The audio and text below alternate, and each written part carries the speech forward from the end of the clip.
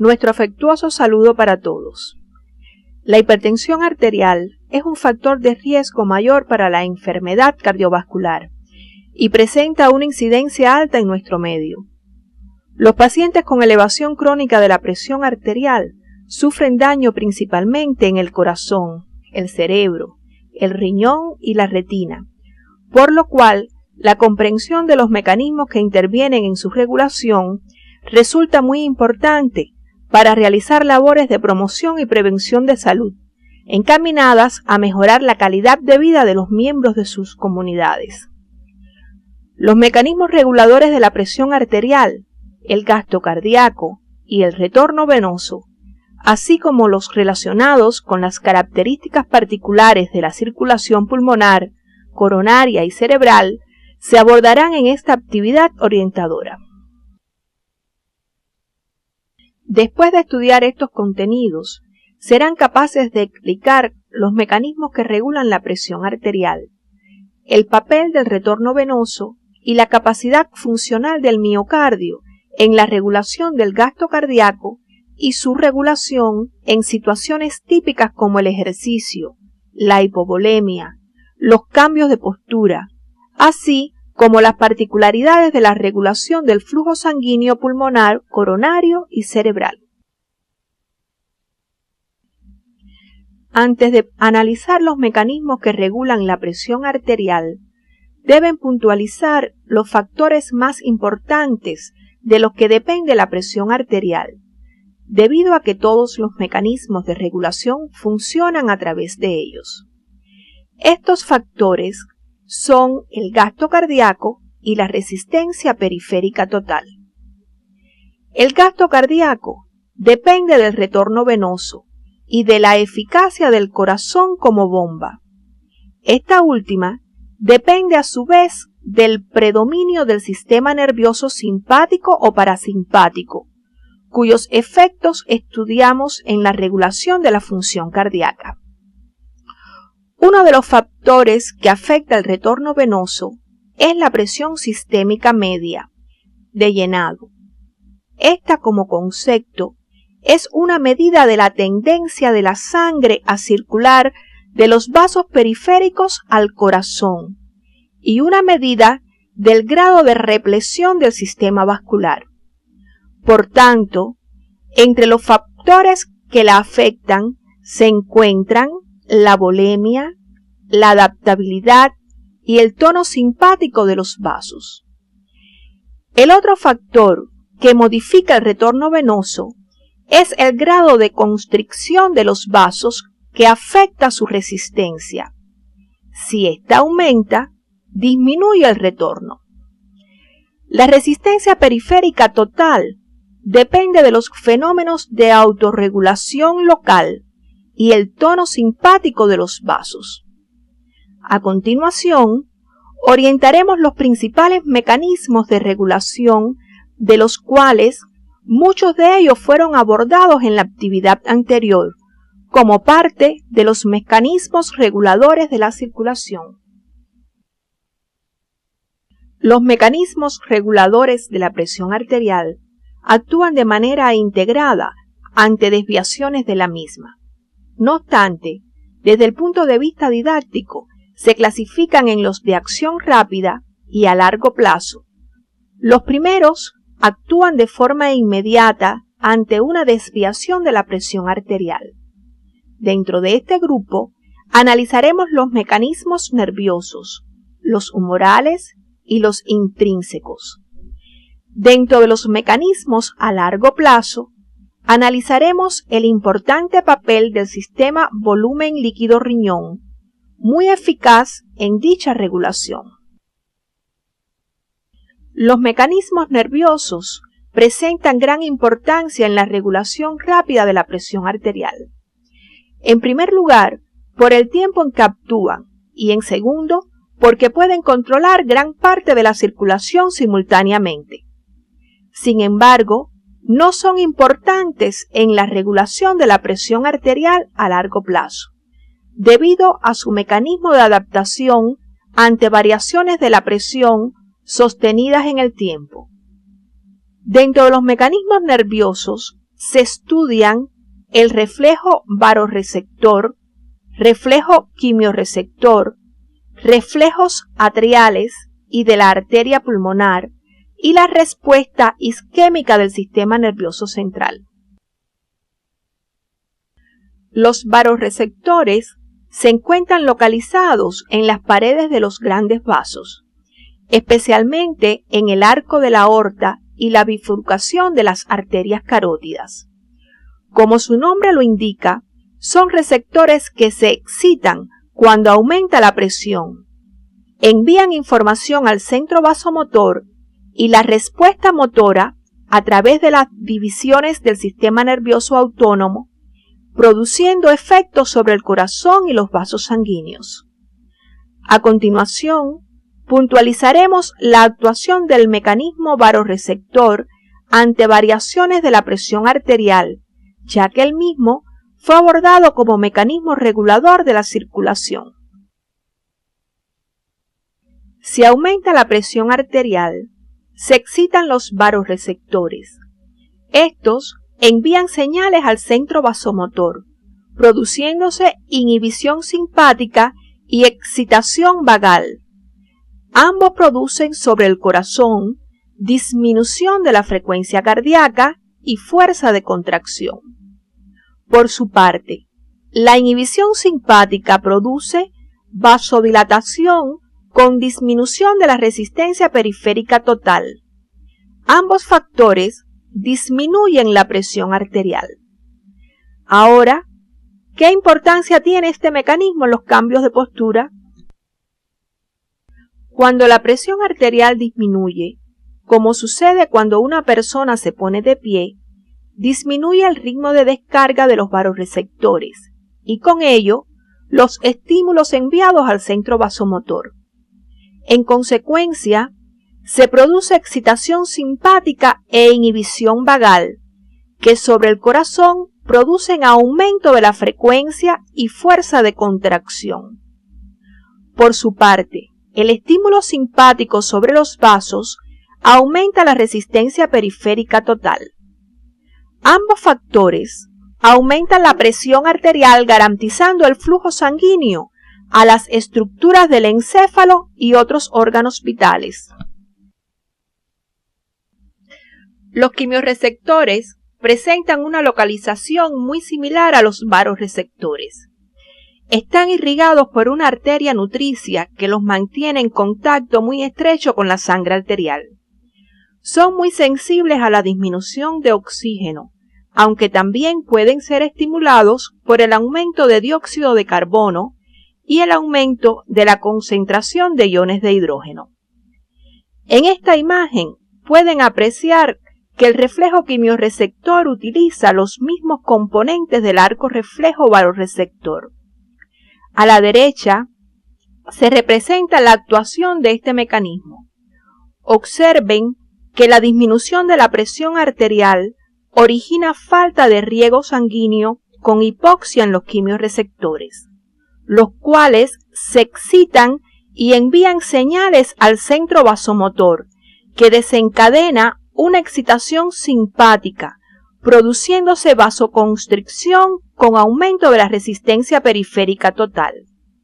Además, aumenta la frecuencia cardíaca y fuerza de contracción, con aumento del gasto cardíaco. Estos dos factores, el aumento de la resistencia y el aumento del gasto cardíaco, aumentan la presión arterial. Este mecanismo solo se pone de manifiesto cuando la presión arterial media desciende a valores de 80 milímetros de mercurio. Tanto en los atrios como en las arterias pulmonares existen receptores de distensión denominados receptores de baja presión. Estos desempeñan un importante papel para minimizar las alteraciones de la presión arterial en respuesta a los incrementos del volumen sanguíneo. Si el volumen sanguíneo aumenta, ocurre distensión de los atrios, con lo cual se produce aumento de eliminación de orina por el riñón. A su vez, se incrementa la liberación de péptido natriurético atrial y disminuye la secreción de hormona antidiurética por el hipotálamo.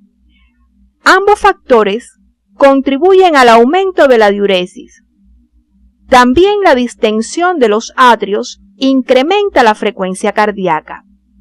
Recuerden que en el atrio derecho se encuentra el nodo sinoatrial, que constituye el marcapaso cardíaco. La mayor parte del control nervioso de la presión arterial se lleva a cabo por los reflejos estudiados.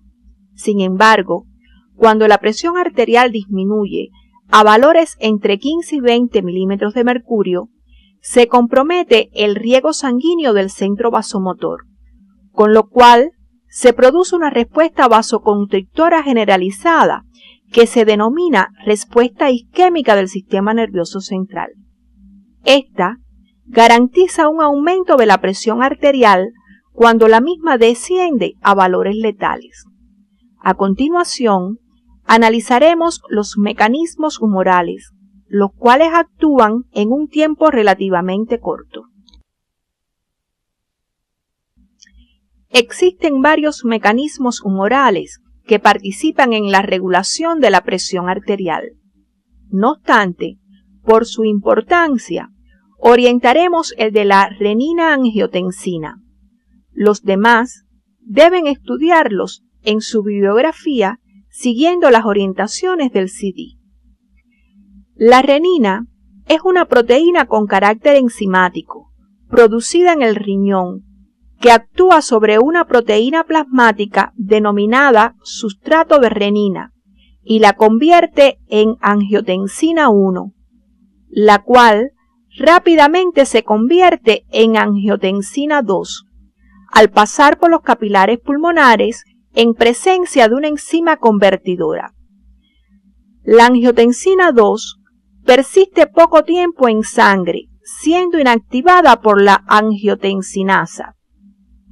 Durante su permanencia en sangre, la angiotensina 2 ejerce dos efectos: vasoconstricción y, en consecuencia, aumento de la presión arterial, y en un plazo más prolongado, retención de sodio y agua por los túbulos renales. En la presentación pueden observar que cuando la presión arterial disminuye, se produce renina. Esta participa en la formación de angiotensina 2, que produce vasoconstricción con aumento de la resistencia periférica total y aumento de la presión arterial. Más lentamente, la angiotensina 2 favorece la retención de sodio y agua en el riñón, con lo cual aumenta el volumen sanguíneo, la presión sistémica media de llenado y la presión arterial. Deben analizar en su estudio independiente cómo actúa este mecanismo si la presión arterial aumenta. Otros de los mecanismos de acción rápida son los intrínsecos. Los mecanismos intrínsecos actúan en un periodo de tiempo más prolongado que los nerviosos y son el desplazamiento líquido capilar y el mecanismo de relajación vascular de Alarman, que han sido abordados en actividades anteriores. Deben profundizar en su estudio siguiendo las orientaciones del CD. A continuación, abordaremos el mecanismo volumen líquido renal como mecanismo de regulación de la presión arterial a largo plazo. En la figura se muestra el efecto de la presión arterial sobre la eliminación de orina. Observen que a valores menores de 60 milímetros de mercurio, la eliminación es nula. Ahora, si aumenta la presión arterial, aumenta la eliminación urinaria como mecanismo compensador. El nivel de presión a largo plazo depende de dos factores: la ingestión de agua y sal y la capacidad renal para excretarlas. Observen que cuando la ingestión de agua y sal se corresponde con la eliminación, se alcanza un punto de equilibrio en el valor normal de la presión arterial media de 100 milímetros de mercurio. Analicen en su estudio independiente qué puede sucederle a la presión arterial cuando alguno de estos factores se comporta de manera predominante. Pueden auxiliarse de la bibliografía correspondiente de acuerdo al orientado en el CD.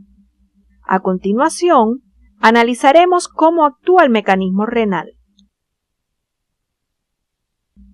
Observen que si aumenta el volumen de líquido extracelular, aumenta el volumen sanguíneo, la presión circulatoria media de llenado, el retorno venoso y el gasto cardíaco. En consecuencia, aumenta la presión arterial. El incremento de la presión arterial actúa sobre el riñón, aumentando la eliminación urinaria. Ahora, si el ritmo de eliminación es mayor que los ingresos de agua y sal, el volumen de líquido extracelular disminuye. Analicen, siguiendo este orden, por qué la presión arterial disminuye. Este mecanismo se potencia por otros, como el mecanismo renina-angiotensina-aldosterona ya estudiado. Recuerden que los mecanismos de regulación de la presión arterial no actúan de forma independiente, sino de forma integrada. Les será de gran utilidad analizar otras situaciones, como es el caso de las hemorragias, considerando todos los mecanismos orientados, tratando de explicar desde el punto de vista funcional las manifestaciones producidas durante la compensación de la presión arterial. Existen dos métodos indirectos para medir la presión arterial. El método auscultatorio, que es el más utilizado, y el palpatorio. Cuando se mide la presión por el método auscultatorio en un adulto normal, la misma presenta un valor sistólico de 120 milímetros de mercurio y uno diastólico de 80 milímetros de mercurio. Deben profundizar en su estudio independiente siguiendo las orientaciones del CD. Después de orientar el estudio de los contenidos relacionados con la regulación de la presión arterial, analizaremos la regulación del gasto cardíaco y el retorno venoso.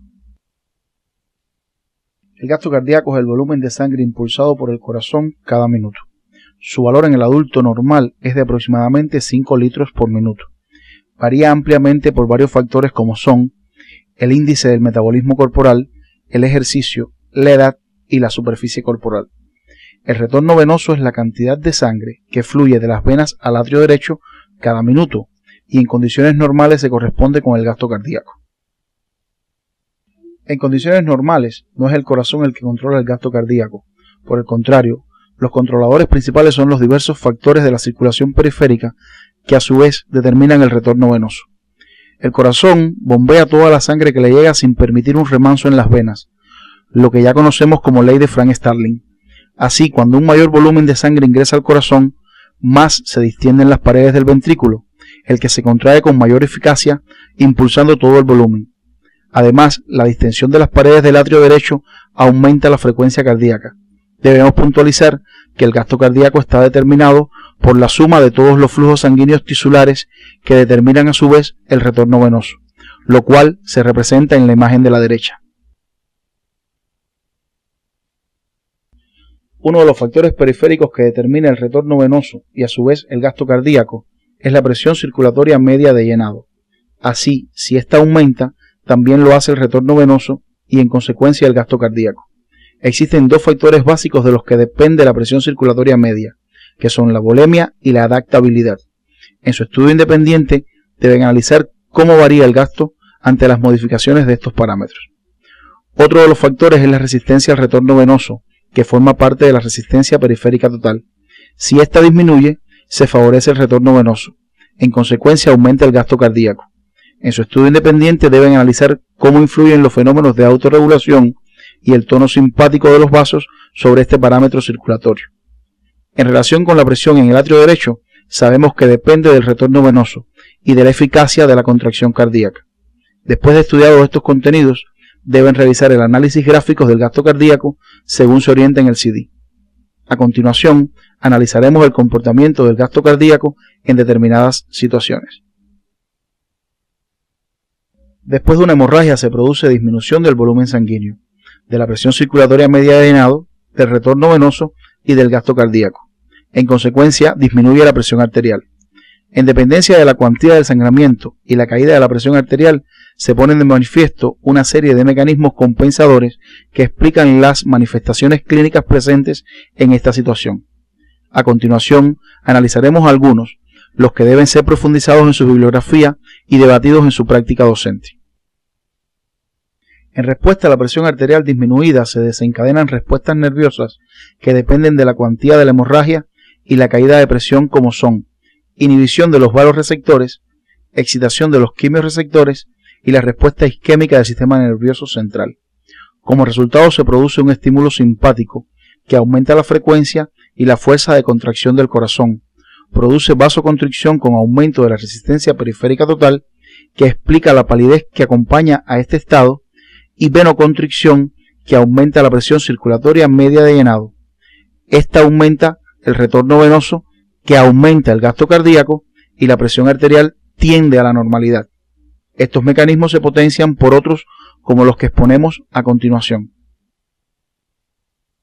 Como ya conocemos, siempre que la presión arterial disminuye, se desencadena el mecanismo renina-angiotensina, cuyo resultado es la vasoconstricción y la retención renal de sodio y agua, que contribuye a aumentar el volumen sanguíneo. Al disminuir la presión arterial, disminuye la presión capilar, con lo que predominan las fuerzas de resorción en el extremo venoso, que contribuye también a aumentar el volumen sanguíneo.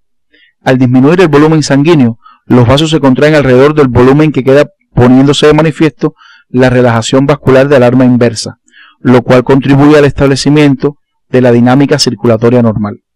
Por último, actúa el mecanismo renal, donde producto de la vasoconstricción y de los efectos de la angiotensina 2, reduce la eliminación urinaria, contribuyendo a aumentar el volumen sanguíneo. En su estudio independiente, deben integrar estos mecanismos, así como el análisis gráfico, siguiendo las orientaciones del CD. El ejercicio muy intenso es la situación más estresante que afronta el sistema circulatorio normal, lo cual es motivado por dos razones. En primer lugar, porque el flujo sanguíneo a los músculos debe aumentar en proporción al aumento del metabolismo, y en segundo, por la gran masa muscular que compone el organismo humano. Sin embargo, la práctica de ejercicio físico sistemático y planificado influye de forma positiva en todos los sistemas del organismo. El aumento del gasto cardíaco en el ejercicio depende de dos causas fundamentales: el aumento del metabolismo y la estimulación del sistema nervioso simpático. La primera produce vasodilatación por autorregulación local, con la consiguiente disminución de la resistencia periférica total, con lo cual aumenta el retorno venoso, el gasto cardíaco y la presión arterial. El estímulo simpático al corazón aumenta la frecuencia de sus latidos y su contractilidad, lo cual contribuye también al aumento del gasto cardíaco. Por su parte, el estímulo simpático a los vasos musculares produce vasodilatación y a las venas disminución de su adaptabilidad, con aumento de la presión circulatoria media de llenado, aumento del retorno venoso y el gasto cardíaco. Es necesario aclarar que la presión sistólica aumenta, pero la diastólica tiende a mantenerse constante o disminuir. Por tanto, la presión diferencial o del pulso aumenta. A continuación, analizaremos los mecanismos de regulación de los flujos sanguíneos pulmonar, coronario y cerebral. La mayor parte de las características de la circulación pulmonar derivan de su baja resistencia y gran distensibilidad, cualidades que le permiten desarrollar su trabajo con poco gasto energético y asimilar toda la sangre que le imponga la circulación sistémica. Como ya conocen, el ventrículo derecho impulsa la sangre a la arteria pulmonar. Esta sangre sufre el intercambio a nivel de los pulmones. El dióxido de carbono pasa a los alvéolos pulmonares y el oxígeno a la sangre, que es conducida por las venas pulmonares al atrio izquierdo.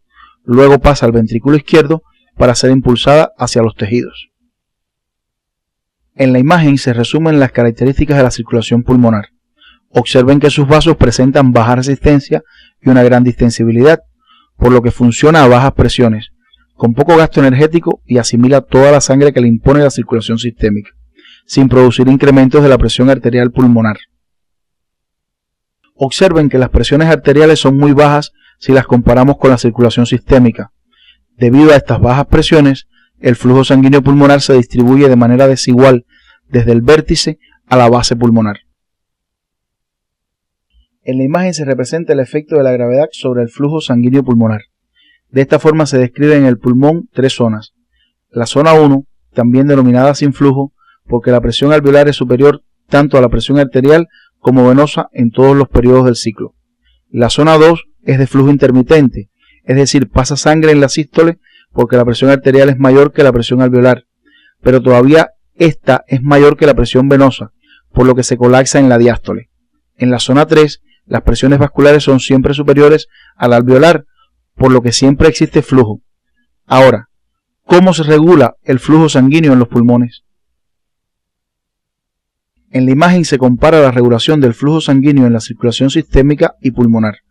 Observen que en la circulación sistémica la hipoxia produce vasodilatación aumentando el flujo a los tejidos. En el caso de la circulación pulmonar, la hipoxia produce vasoconstricción, lo cual tiene gran importancia desplazando la sangre a regiones mejor oxigenadas. En la imagen se muestra el efecto del gasto cardíaco sobre la presión arterial pulmonar.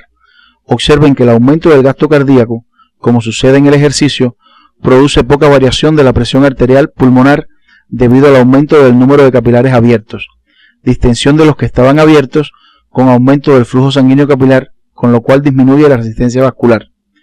Por tanto, todo el pulmón presenta un patrón de zona 3, es decir, con flujo continuo. En su estudio independiente deben analizar el por qué la insuficiencia ventricular izquierda produce edema pulmonar. A continuación, orientaremos el estudio de la circulación coronaria. Una de las principales causas de morbilidad y mortalidad en el mundo es la enfermedad coronaria. Muchas de las causas que la producen son prevenibles a través de correctos hábitos alimentarios y de vida, de los cuales son ustedes los mejores portadores.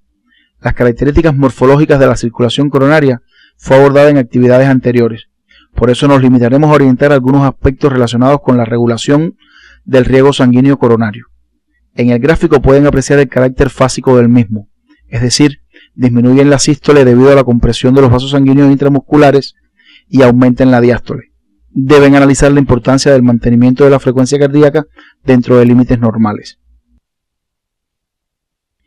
En la imagen se presenta un resumen de los factores que intervienen en el control del riego sanguíneo coronario. La autorregulación metabólica constituye el principal factor regulador. La demanda de oxígeno estimula la producción de sustancias vasodilatadoras que incrementan el flujo sanguíneo coronario. El otro mecanismo de regulación es el control por el sistema nervioso simpático. Los mediadores noradrenalina y adrenalina tienen un efecto directo provocando dilatación de los vasos sanguíneos intramusculares, con aumento del flujo sanguíneo coronario, pero además presentan un efecto indirecto, estimulando el corazón, con lo cual se produce aumento de la frecuencia cardíaca y la fuerza de contracción, que incrementan los requerimientos metabólicos del músculo. Deben profundizar en su estudio independiente, siguiendo las orientaciones del CD, analizando el efecto de la estimulación parasimpática sobre el flujo sanguíneo coronario. A continuación, orientaremos el estudio de la circulación cerebral. El cerebro es un órgano de importancia vital que presenta una desventaja posicional frente a la gravedad y gran susceptibilidad a la hipoxia, por lo cual los mecanismos de regulación del flujo presentan notable eficacia. El principal mecanismo es la autorregulación local del flujo, donde el exceso de dióxido de carbono o de hidrogeniones y la hipoxia producen vasodilatación con aumento del riego sanguíneo cerebral. Otro mecanismo que participa es el control por el sistema nervioso simpático, pero es poco importante en relación con el anteriormente mencionado. Después de orientar el estudio de la regulación de las funciones circulatorias, arribamos a las siguientes conclusiones. Los mecanismos reguladores de la presión arterial modifican el gasto cardíaco o la resistencia periférica total y actúan de manera integrada para evitar desviaciones de su valor normal, lo cual garantiza un flujo sanguíneo tisular adecuado. El gasto cardíaco es el factor más importante a considerar en relación con la circulación. Depende del retorno venoso y de los fenómenos de regulación en los tejidos. Por su parte, el corazón desempeña un papel permisivo en la regulación del mismo. La regulación del riego sanguíneo coronario y cerebral depende fundamentalmente de los fenómenos de autorregulación local del flujo sanguíneo. La circulación pulmonar se caracteriza por presentar baja resistencia vascular y gran distensibilidad, por lo que realiza sus funciones con bajo gasto energético y difiere de la circulación sistémica tanto por sus características morfológicas como por su función básica. Las manifestaciones que se producen en el ejercicio físico, en los cambios de la volemia y de la postura, son expresiones de los mecanismos reguladores de las funciones circulatorias. En el día de hoy concluimos las orientaciones para el estudio del sistema cardiovascular. Las afecciones de este sistema constituyen una de las primeras causas de morbilidad y mortalidad en el mundo. De ahí la importancia de la comprensión de las características morfofuncionales de las estructuras que lo componen y de las labores de promoción de salud y prevención de enfermedades. También, en la práctica médica son motivo frecuente de consultas las afecciones del sistema respiratorio, como el asma bronquial y el síndrome de dificultad respiratoria del recién nacido, cuyas causas, en muchas ocasiones, son prevenibles a través de la acción educativa de la cual ustedes son protagonistas. En la próxima actividad comenzaremos la orientación de las características morfofuncionales del sistema respiratorio.